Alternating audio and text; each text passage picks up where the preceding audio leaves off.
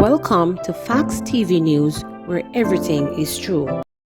37-year-old man chased, shot dead on Studio One Boulevard. A man who was chased and shot dead Tuesday on Studio One Boulevard in St. Andrew has been identified. He is 37-year-old Marvin Shirley, unemployed, of a Studio One Boulevard address. Reports are that Shirley was driving a motor car along Studio One Boulevard when the vehicle was blocked by another car. Shirley exited the vehicle and ran, but was chased and shot by his attackers, who had alighted from the other car. He was taken to hospital where he was pronounced dead. Church member robbed at gunpoint on church compound. Police have confirmed that a member of the Sharon Baptist Church in Santa Cruz was robbed at gunpoint on the church compound on Monday. Preliminary reports are that shortly after 12 p.m., a gunman entered the church and held up the member inside an office.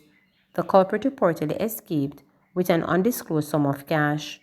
Councillor Christopher Williams, Santa Cruz Jamaica Labour Party, condemned the incident. "I am very disappointed about the incident. We continue to see where criminals have no regard for anything or anyone, not even the church. For some months, Santa Cruz has been experiencing ease from frequent robberies that used to take place, and to see this now is very concerning. I urge everyone in and around Santa Cruz to be very vigilant and take keen note of the space that we are in at all times," Williams said. Gruesome. Relatives of a 6-month-old girl in the usual quiet community in Hurlock and the outskirts of Montego Bay can only imagine what the last 36 hours has been like for her. The child's grandmother, Deidre O'Connor, found her in her crib on Monday, roasting with fever. A few steps away, throat slashed, was the already decomposing body of the child's mother, 20-year-old Christie McBean. The last time relatives and friends had heard from McBean was just before 10 p.m. on Saturday. That timeline, coupled with the condition of her body, has led to the theory that she was killed that night. Calls to the call center worker's phone went unanswered all day Sunday. So before setting off for work, her mother went in search of her about 6:30 a.m. on Monday. O'Connor was too shaken to speak, so her other daughter, Chrisa McBean, told reporters about the moment their lives changed forever. Because she a caller and not get her, she must knock the door, and when she knock on the side, she sees the bolt not go through. She hold on pon the top and draw it till it open up, and when she look, as she sees lie down with a pool of blood up here so, she said, pointing to her throat. Her sister's nose, she added, was blooded, as was a pillow in the room. The child was in the crib, arose with fever, a 6-month-old baby. The nanny who usually take care of the baby, when she gone to work, she carried the baby go doctor, she added. The child received medical care, was fed, and appears to be doing well considering the circumstances. As Chrisa McBean struggled to make sense of her sister's death, it became clear that grief is an emotion that is all too familiar for the family. "My father just died 5 years ago. They murdered him and she was there. She probably would have died from then time there. 5 years come catch up on her. She died in the next 5 years. I don't know how to tell you how I feel," she said. Chrisa McBean's grandmother, Marcia Miller, had no problem expressing herself. She had harsh words for anyone responsible for Christie McBean's death. "Me know what the Bible speak about, these last days, with critical times hard to deal with, and that men's heart will be desperately wicked. But to see a mother with a baby that can't help himself, and you kill her and left the baby, and the dead body in there, it's beyond inhumane," she said. "Me know say things happen to people, and you hear it, but to come and be in it is more than you can think about," she lamented, her voice thick with grief. She is grateful, though, that the baby was found alive. "If O'Connor never go up there, go find her this morning, one would have decomposed and one just dead," she said. Relatives said they burnt most of McBean's belongings on Monday, their solution to the bloody scene in the bedroom and the flies it attracted. They also said the police were seeking a man who was seen with the now-deceased mother on Saturday. When contacted early Monday afternoon, Commander of the St. James Police Division, Senior Superintendent Vernon Ellis, would only say investigators are tying up some things in relation to the situation. PNP's councillor candidate for the Springmont Division, Jodian Colomathi, said she is hoping the perpetrators will be found. "The act is gruesome, It's cruel, and I pray that these hoodlums are brought to justice. I pray that they either turn themselves in or they are brought to justice, she said. When I got the call this morning, I was like, no, that is not possible. And when I started getting messages and I'm like, okay, this is true. Herlock, we've always been a united community. Everyone in from the area, we all know each other from the area, so to see this gruesome murder of the 20-year-old with a child is horrible, she added. ID parade for JDF soldier in dead prostitute case. Jamaica Defense Force JDF Sergeant Theophilus Tracy, who was charged with failure to hand over his firearm to police following the discovery of a dead woman in his vehicle, is to be the subject of an identification parade. This was revealed in the Kingston and St. Andrew Parish Court when Tracy's attorney-at-law Peter Champagny disclosed that the defendant was not present in court because of said identification parade. Although the reason for the identification parade was not divulged, Champagny said, "The parade should be for this week, I hope. I didn't get a definite response as to when. I gather that this is a result of certain discussions between the coroner and the Office of the Director of Public Prosecutions, ODPP," Champagny confirmed. While discussing a further date for the matter to be mentioned in court, the attorney-at-law renewed his calls for his client to be granted bail.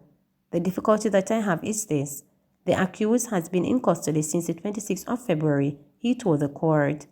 Acknowledging the length of time, Senior Parish Judge Laurie and Cole Montague said, "It has been a while." Champagny continued, "Your Honor, you may recall on the last occasion we were told that we were awaiting some ruling from the DPP, Director of Public Prosecutions.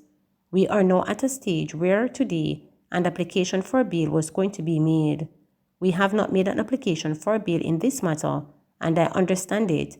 An identification parade would not take more than a day or 4 hours, so I'm asking, ma'am, if Your Honor could accommodate next week, if only to set a bail for application." He also noted that the matter has not moved from his first appearance in court because of administrative issues concerning the DPP and so on.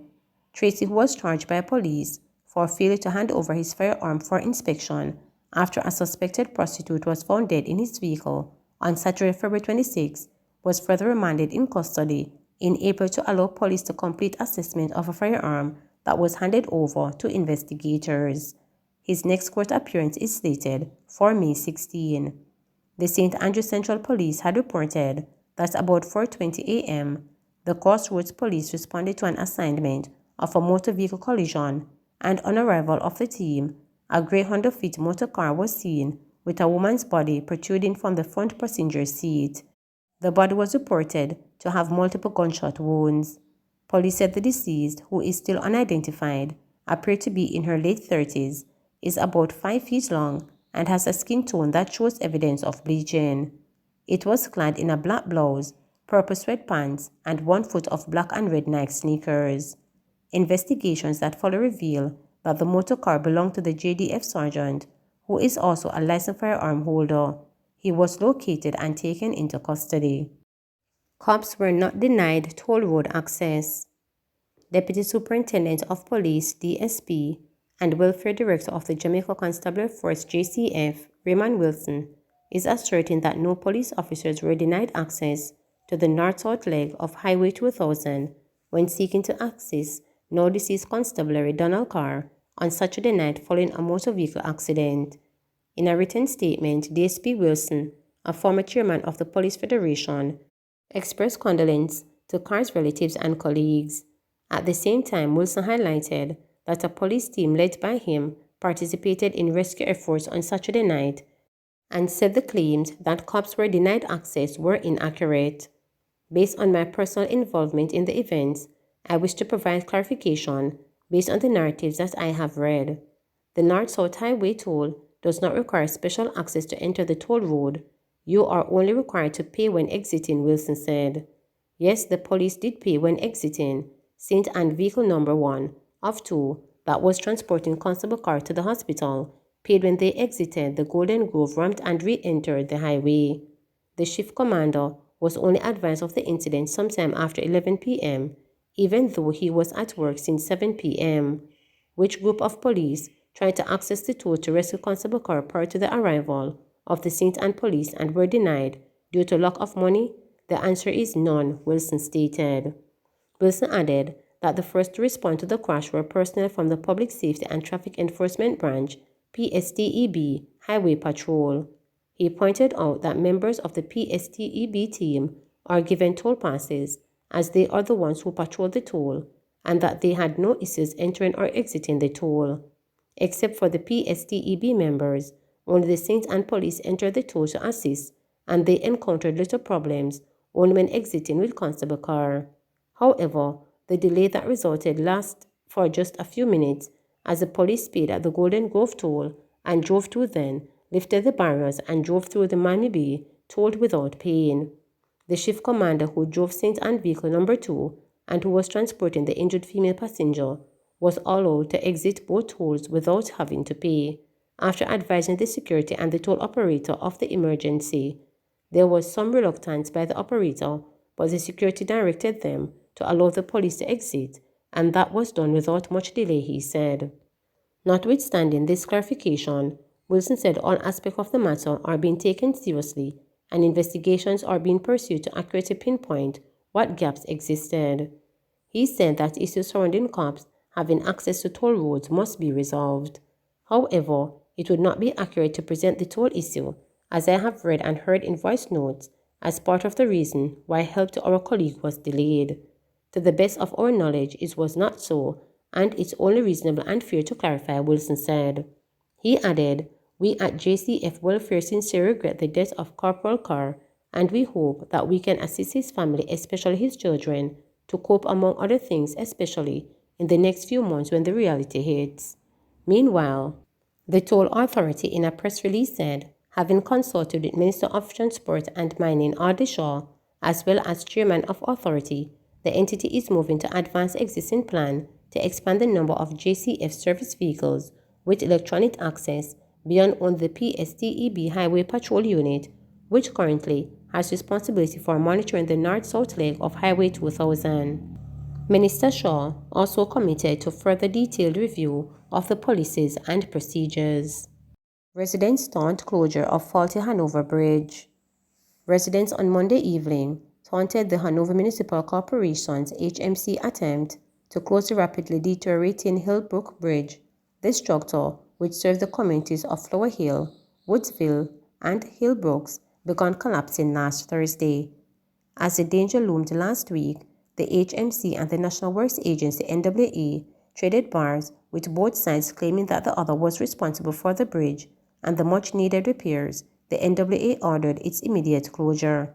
On Monday morning, Mayor of Lucy, Sheridan Samuels, sidestepped the issue of ownership, opting instead to focus on the safety of residents. "This is not a blame game business. This is about people's life which is at risk.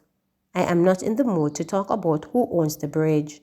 The government of Jamaica owns the bridge, and as a result of we being a creature of the government, we have a responsibility to ensure that these people in short order, life comes to normal," she told reporters. The mayor, who came to power on the People's National Party ticket, said residents, farmers, and the Mayfield Falls tourist attraction will be impacted. "We have to find some alternative route to really get them to where they want to go, and at the same time to encourage them to not use the bridge, which we intend to close today," said Samuels. On Monday morning, Samuels led a team from the HMC's Road and Works Department, accompanied by its chief engineer. A few minutes before 5 p.m., a truckload of malt finally arrived by Councillor Devon Brown, Jamaica Labour Party Hopewell Division, told reporters residents' full efforts to use the material to block access to the bridge. He said the truck will have to return another day with the police. For one resident, who identified herself as Lisa, closing the bridge would be the wrong move to make at this time. "Closing it, trust me, may not see the sense right now, unless them a go put up one bridge where me can go walk on. When you close it, how we a go come out? How the children a go to school? It rough, may I tell you, me not see through it," she said. Please remember to subscribe, like, share, and click the notification bell for daily updates.